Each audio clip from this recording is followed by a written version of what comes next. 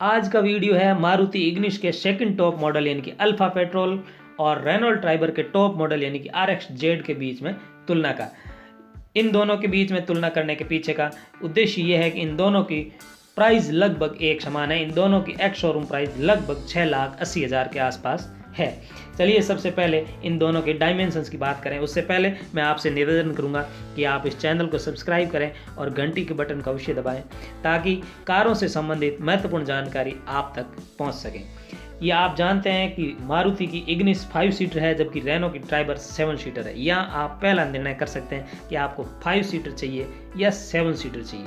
इसके बाद अब इसकी लंबाई की बात करें कि इग्निस की लंबाई है 3700 mm यानी 3700 mm, जबकि ट्राइबर की लंबाई है 3990 mm।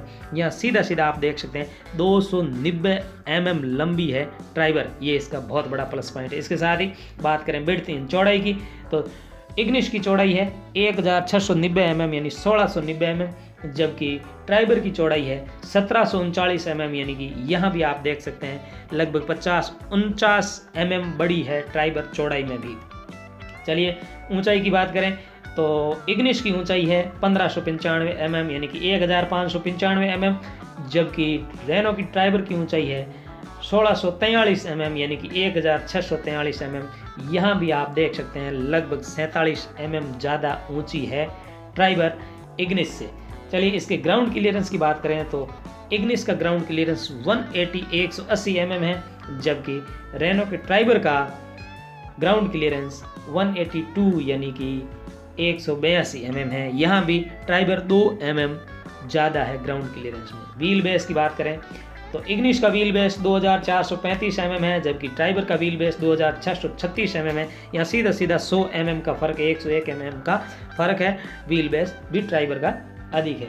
बूट स्पेस की बात करें तो यहाँ पहली बार ट्राइबर के बजाय इग्निस के लिए कुछ राहत की बात है, क्योंकि इग्निस का बूट स्पेस 260 लीटर है जबकि ट्राइबर का बूट स्पेस 84 लीटर है। यहाँ सीधा सीधा 176 लीटर बूट स्पेस ज़्यादा है इग्निस का। लेकिन साथियों क्योंकि इग्निस में 2 सीटें कम हैं इसलिए ये बूट स्पेस जो इसका ज़्यादा है, अन्यथा लंबाई चौड़े के हिसाब से ट्राइबर का बूट स्पेस यदि पीछे की 2 सीटें ट्राइबर की हटा दें और इसको 5 सीटर बना दें तो लगभग 625 लीटर का बूट स्पेस ट्राइबर में भी बन सकता है। खैर ये था इसका लंबाई चौड़ाई का लेखा जोखा। अब बढ़ते हैं आगे और कुछ ऐसी चीज़ें हैं इसमें जो दोनों में कॉमन है, क्योंकि आमतौर पर काफ़ी चीज़ें हर प्रत्येक कार में दी हुई होती है। सेफ्टी की बात करें तो कुछ चीज़ें कॉमन है जैसे एंटी लॉक ब्रेकिंग सिस्टम, ये भी दोनों में मिलेंगे आपको इग्निस और ट्राइबर में। सेंट्रल लॉकिंग है, चाइल्ड सेफ्टी लॉक है, क्रैश सेंसर है और EBD सिस्टम है, ये आपको इग्निस और ट्राइबर दोनों में मिलते हैं। कुछ चीज़ें हैं जैसे इंजन चेक वार्निंग आपको इग्निस में नहीं मिलेगी, ट्राइबर में मिलेगी। फ्रंट इम्पैक्ट बीम है, ये भी आपको इग्निस में नहीं मिलेगी पर ट्राइबर में मिलेगी।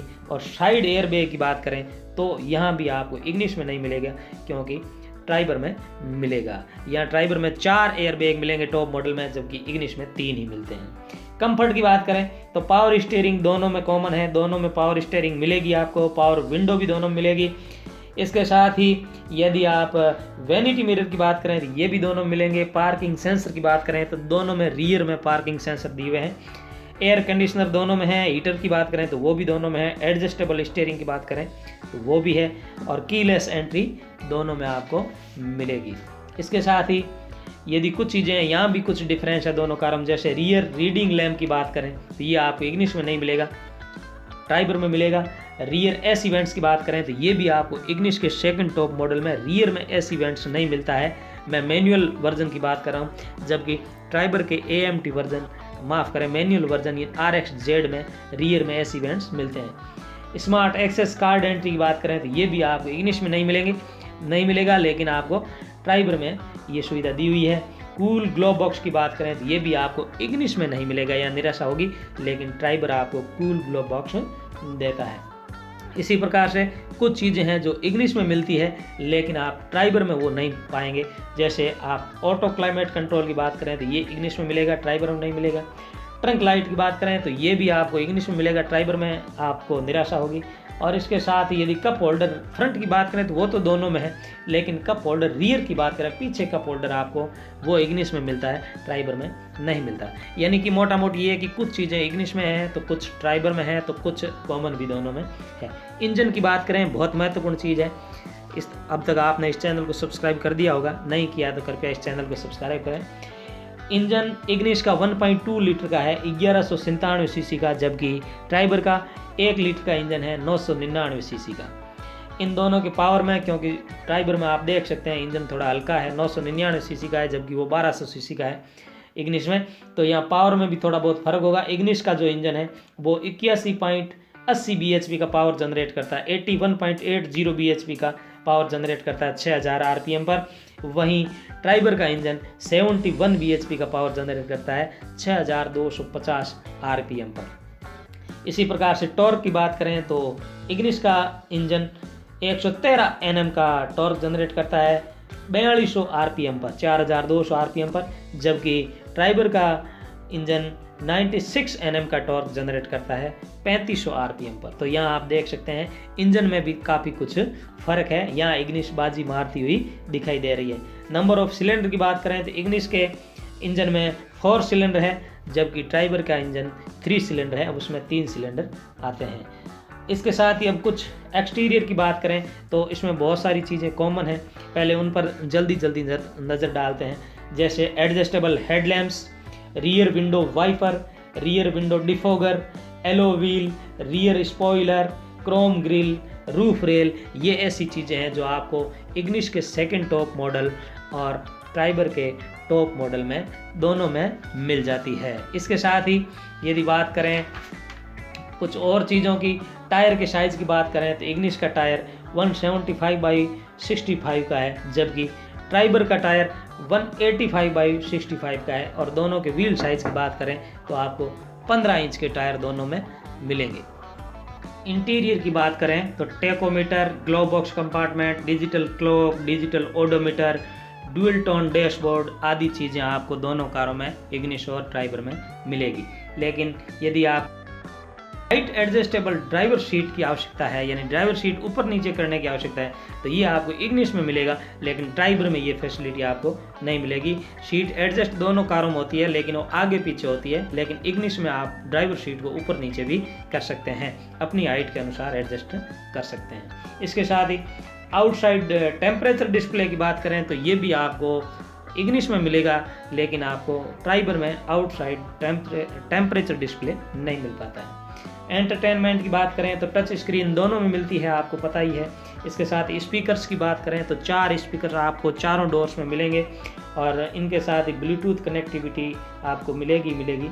अब यदि अंत में प्राइस की बात करूं, एक्स शोरूम प्राइस आपको मैंने शुरू में बताया, अब हम ऑन रोड प्राइस की बात करेंगे। साथियों, आशा है आपने इस चैनल को सब्सक्राइब कर लिया होगा, नहीं किया हो तो एक बार फिर से निवेदन है कि जाते जाते इस चैनल को सब्सक्राइब अवश्य करें। इनकी प्राइस, एक्स शोरूम प्राइस इग्निश की बात करें तो लगभग 7,90,000 रुपये के आसपास आपकी पड़ेगी, या हम इसको 8 लाख मान करके चल सकते हैं। और यही कंडीशन आपके साथ लगभग 7,90,000 या 8 लाख के आसपास ट्राइबर RX Z की रेट आपको पड़ेगी। हालांकि ये 7,84,000 है, लेकिन इसमें कुछ चीज़ें बढ़ सकती है। इग्निश आपको 9 कलर्स में अवेलेबल है, आप 9 कलर्स है इग्निश के, उसमें से आप चॉइस कर सकते हैं, लेकिन ट्राइबर आपको 5 कलर्स में मिलती है। अब अंत में 2 चीज़ें आपने देखी होगी कि 2 चीज़ें पॉजिटिव इग्निश की कौन कौन सी खूबी है, 2 प्लस पॉइंट और 2 ही ट्राइबर के प्लस पॉइंट आपको हम यहाँ पर चर्चा करेंगे। आपने अनुमान लगा लिया होगा। सबसे पहला प्लस पॉइंट बात करें इग्निश की, तो इग्निश का पहला प्लस पॉइंट है उसकी इंजन की कैपेसिटी। इंजन उसका पावरफुल है, ये ट्राइबर के ऊपर वो हावी होती दिखाई दे रही है। दूसरी बात करें तो वो है, शायद आपने ध्यान नहीं दिया होगा, लेकिन ये है उसकी बिल्ड क्वालिटी। इग्निश की बिल्ड क्वालिटी, मटेरियल बहुत मजबूत है, शानदार है, ये उसका प्लस पॉइंट है। तो ये इसके प्लस पॉइंट का मतलब ये है कि ये कमजोरी है आपके ट्राइबर के साथ। इसके साथ ही यदि बात करें हम ट्राइबर की खूबी की, तो सबसे पहली खूबी है उसका लुक। ट्राइबर का लुक बहुत शानदार है। MPV है, लेकिन दिखने में बहुत बढ़िया ज़बरदस्त लगती है। ऐसा लगता है जैसे 12 से 15 लाख के बीच की कार हो। तो ये उसकी पहला प्लस पॉइंट यही है। ये देखते ही लोग इसका ज़्यादा बिकने का सबसे बड़ा कारण यही है। इसके साथ ही दूसरी जो इसकी खूबी है वो है इसका MPV होना 7 सीटर होना। 7 सीटें इसकी खूबी है। 7 सीटों के साथ साथ इसमें ये भी चीज़ है कि आप उसको 5 सीटर या 4 सीटर भी बना सकते हैं। पीछे की दोनों सीटें आप पूरी तरह से हटा करके अपने घर में भी रख सकते हैं। तो ये चीज़ें जो है उस वजह से ट्राइबर इग्निस को जो है टक्कर देती मालूम चल रही है। तो वीडियो के अंत में आप समझ गए होंगे कि आपको कौन सी गाड़ी लेनी है, दोनों में कौन कौन सी फैसिलिटीज़ दी हुई है। एक बार फिर से आपसे निवेदन है कि इस चैनल को सब्सक्राइब अवश्य करें। आपका दिन शुभ हो। Thank you.